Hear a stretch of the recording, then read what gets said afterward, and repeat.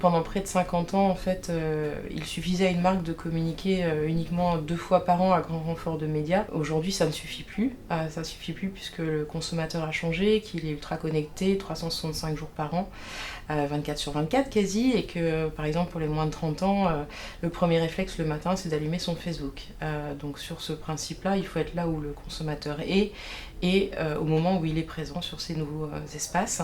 Donc sur le long cours, tout au long de l'année. Et tout ça veut dire que à partir du moment où un consommateur vous like, un individu vous like, vous suit sur les réseaux sociaux, il vous embarque sur son téléphone, donc dans sa poche.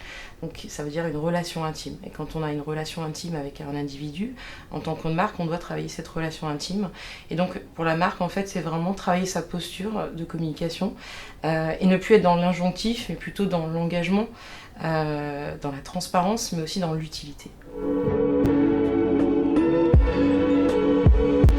Le social thinking est une approche propriétaire de l'agence, basée sur la compréhension en fait, des individus d'un point de vue communautaire, dans un contexte communautaire.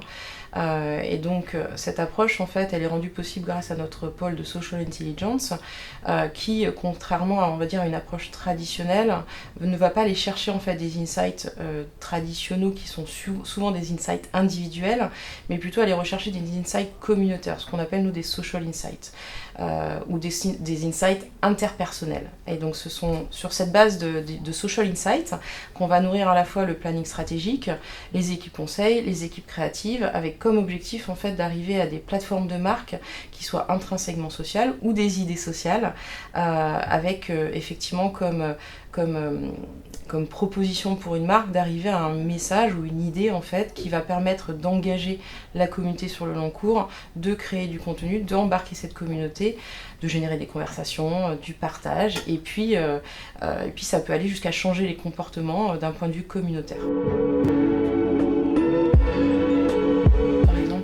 De nos benchmarks, c'est la campagne Like a Girl de Léo Burnett au Canada, qui effectivement est partie de cet insight social qui est que les jeunes filles à l'âge de l'adolescence, de la puberté en fait, se sentent impactées par le regard des autres.